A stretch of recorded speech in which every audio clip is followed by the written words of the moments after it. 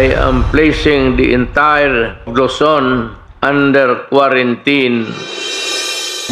The COVID pandemic was one of the darkest and most challenging times in Philippine history.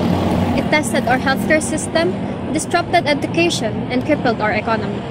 But beyond the struggle, it revealed the resilience and unity of the Filipino people. On January 30, 2020, the Philippines confirmed its first COVID-19 case.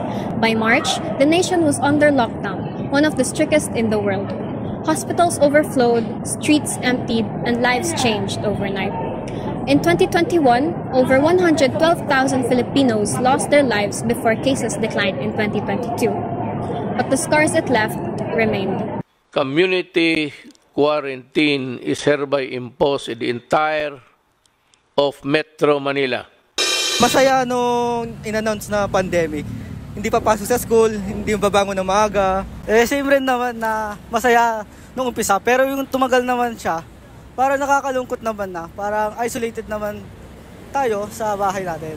On my part, I was able to go out because being a frontliner, we were allowed. So we were allowed to go to groceries and all. But how about those who cannot? So there was fear. How would the people, how can they get their basic needs? And how can they go on with life? Nung yan sa akin ng lockdown Pilipinas, alala kagad ako. Kasi nga yung wala trabaho, di makalabas. Saka nandiyan yung galit, inis. Siyempre, apa naman kung ng pagkakainin ng pamilya ko, agag-alala ako. Frontliners faced the storm head-on.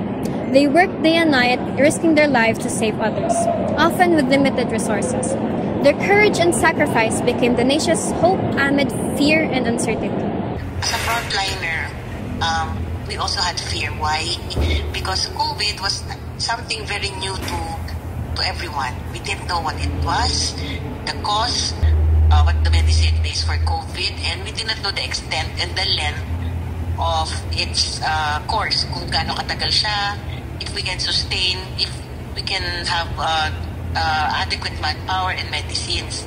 And true enough, there were no beds for COVID cases.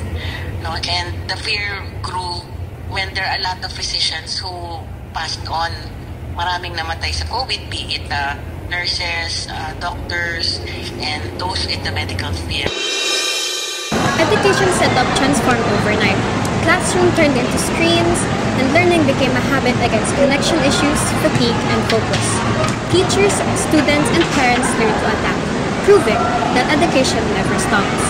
Probably sa school, hindi na face-to-face interaction, mas mahirap na kapag groupings na yun gagawin. Hindi mo nakakilala yung mga kasama mo. Mahirap makakuha ng mga supplies for materials, for sa school, sa project. Kasi limited na lumabas. Separated na kami sa magulang namin nung na COVID kami for a few weeks. Academics yung naging problema namin. Parang nahirapan ako matuto. Di ako sanay sa online nagtuturo sila. Mas gusto ko yung parang face-to-face na interaction. At yung parang sinabi naman ni Jacob dito, na-separate kami ng parents namin yung nagkaka-COVID kami. So matagal namin di sila nakita at minsan nakakamiss naman silang kasama. The lockdown brought the economy to its knees. Thousands lost jobs and many citizens struggled to provide for their families. But the Filipinos refused to give up. From online selling to delivery services, we found ways to survive. Ang pinaka-challenge ko nun, paano ako makakalusot, makakadaan sa dadaan na pupunta ako sa trabaho. Naglalakad ako, gumawa ko talaga ng paraan. Nalakarin ko mula rito hanggang Quiapo. At doon ako nagtatrabaho sa Quiapo, nagtitinda ko ng karne. Tapos pumunta ko ng karne, 1 linggo ako bago uuwi. Hindi ka pwedeng kagad uwi. Doon ako natutulog sa palengke. Para pagdating ng Lunes, padala ko naman yung pera nila, sweldo ko siya pagkain nila. Today, we continue to heal and rebuild. COVID-19 changed how we live, connect, and care. But it also reminded us of our strength.